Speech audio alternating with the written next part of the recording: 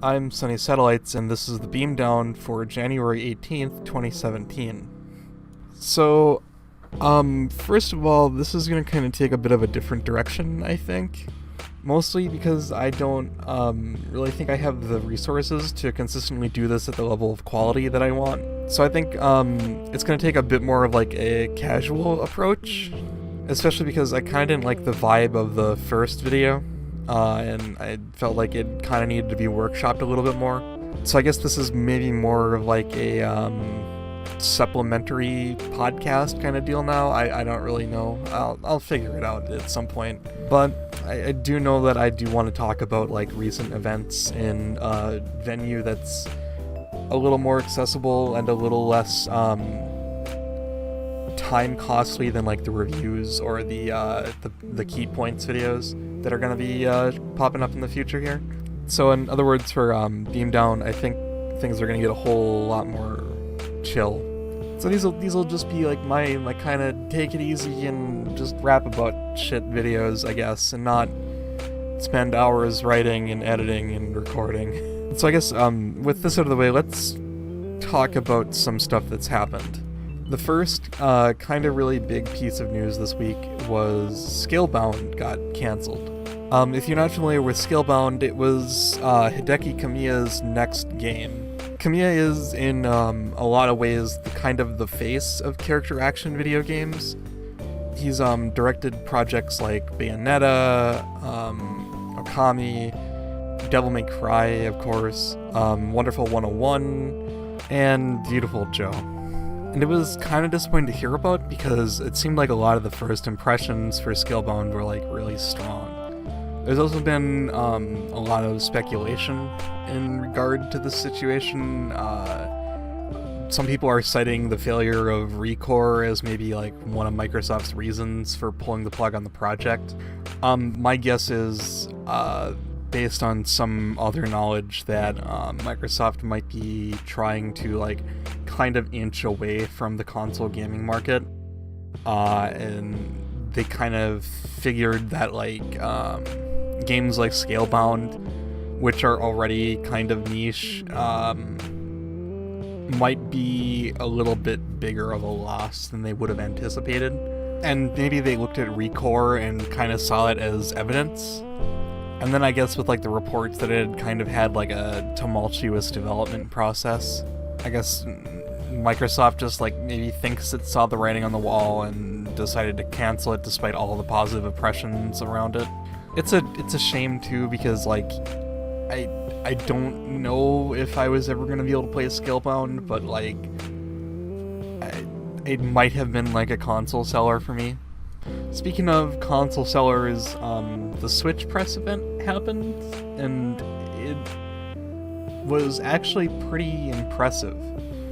And they showed kind of like a really cool lineup of stuff coming out for the Switch.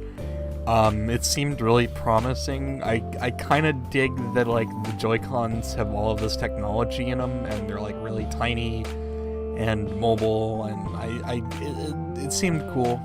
I'm like genuinely excited for Splatoon 2 because I think that was one of the kind of really big games that convinced me to get a Wii U. Like all the hands-on impressions for Splatoon 2 seemed pretty cool. I like the new direction they're kind of taking with the special weapons. They seem more fun than the ones that were in the first one. In the first game, everything kind of had like a caveat to it, like the bazooka would clip and like kind of like lose accuracy as it would like hit things or like fall off, and like the bubble shield, you'd get kind of like knocked back while using it, and that was kind of like it was weird, and like they didn't always seem that fun to me. Mario Kart Deluxe seems kind of cool. I like that. Mario Kart 8 was a lot of fun.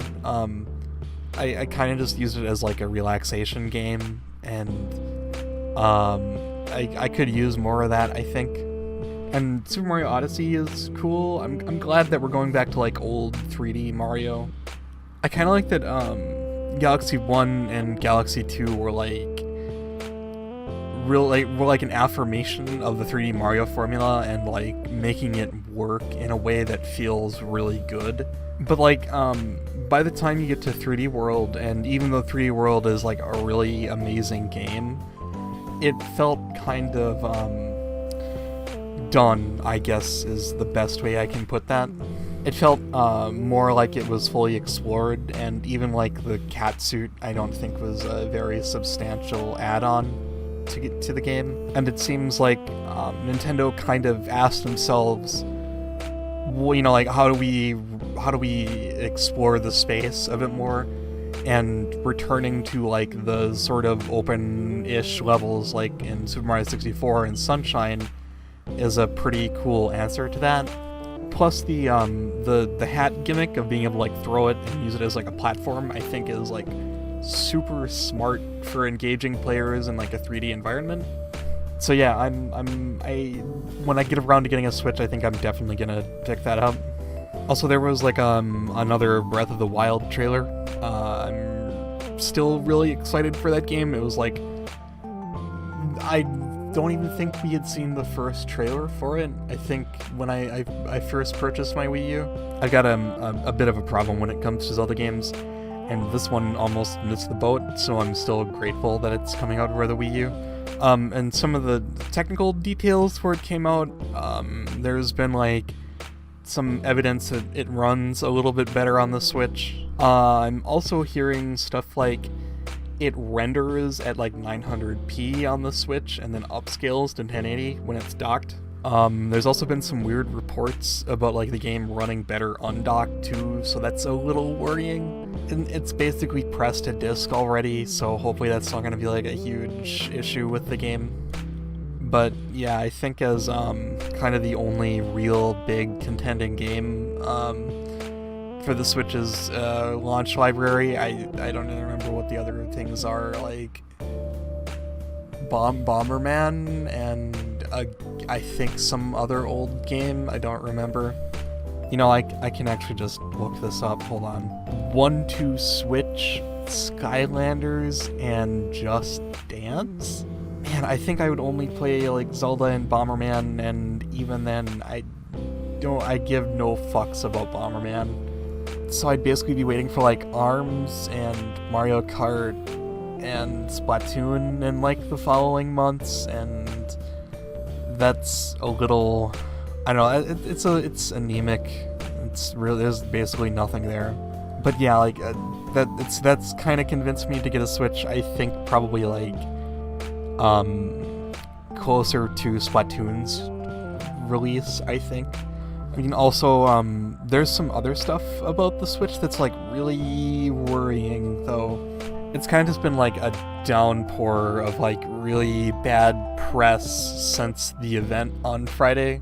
Just, like, we're hearing that online might only work through your phone, and now it's, like, a paid service. Which, Nintendo's been, like, the wording's been really vague about that. Hold on, I have a thing that just came out today. When asked for comment, Reggie Fils-Aimé said, "The smartphone app that we're creating that will be part of our online service, we believe is going to be a very compelling part of the overall proposition because that's how you'll voice chat, that's how you'll do your matchmaking and create your lobby. We also think it's a very elegant solution because if you're taking your Switch on the go, you put yourself in a hot spot, you're looking to get a quick match of Mario Kart in to whip out some sort of bulky gamer headset is a bit of a challenge, so we think we've got an elegant solution." That's a very specific answer to your question.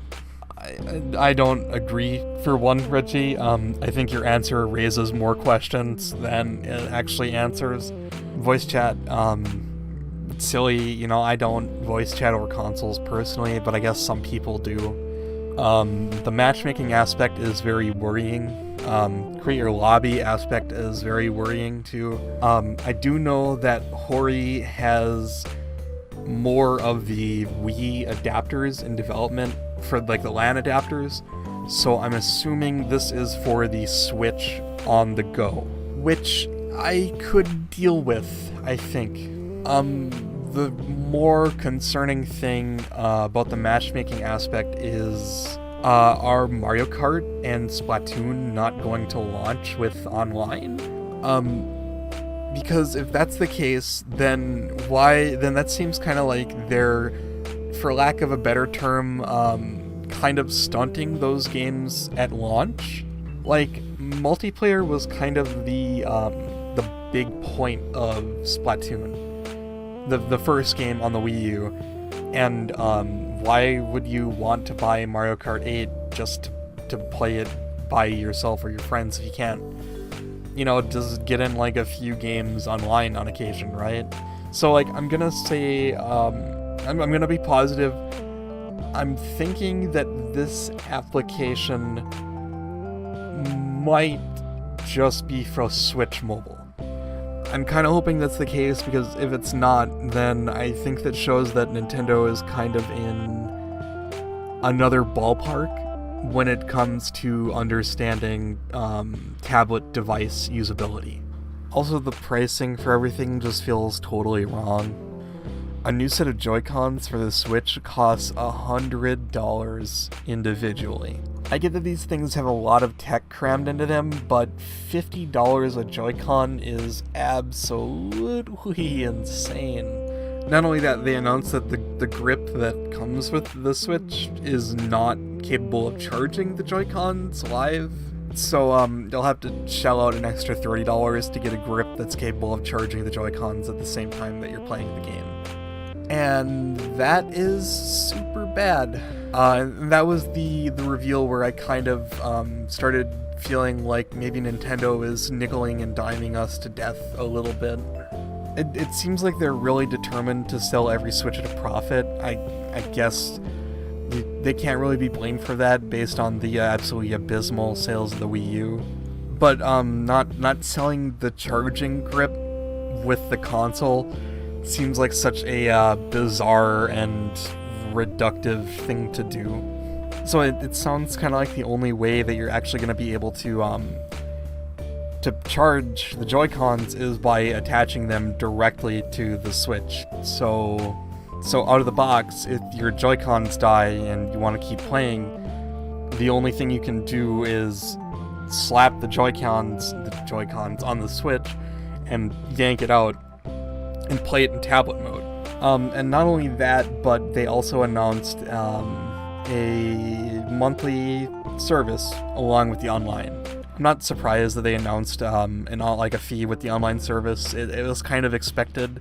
And it was kind of expected they would offer like some other program, like with the My Nintendo Rewards. And what they had on offer was like a free game. Like what PS Plus is and like what I think Xbox Gold is. And though it was a little bit vaguely worded, it sounds kind of like that you're going to be losing that free game at the end of the month, regardless of if you keep your subscription or not. And even though the statement was kind of vaguely worded, it seems like Nintendo came out and confirmed that people would only be keeping it for that month, which is a little anti-consumer. It's just more nickeling and diming us to death, I guess. And I guess last bit of Switch news, there was a Direct today that announced 2 Fire Emblem games for the Switch, I believe. I think there was one first-party developed one, and then the big thing that they showed off like a 5-second trailer at the Switch press event was Fire Emblem Heroes. I really enjoyed Hyrule Warriors personally. I think it was like a fun game. I like Musou games, they're fun. I think this will be more of the same, it seems neat.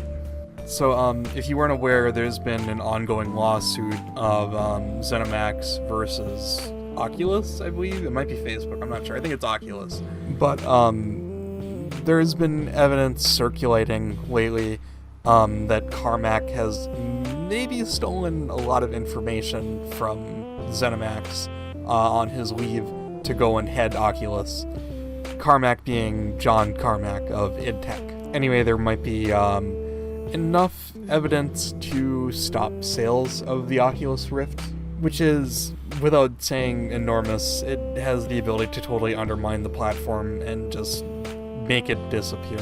My last and favorite piece of news for the week, though, is the ESEA's story about how it got held ransom.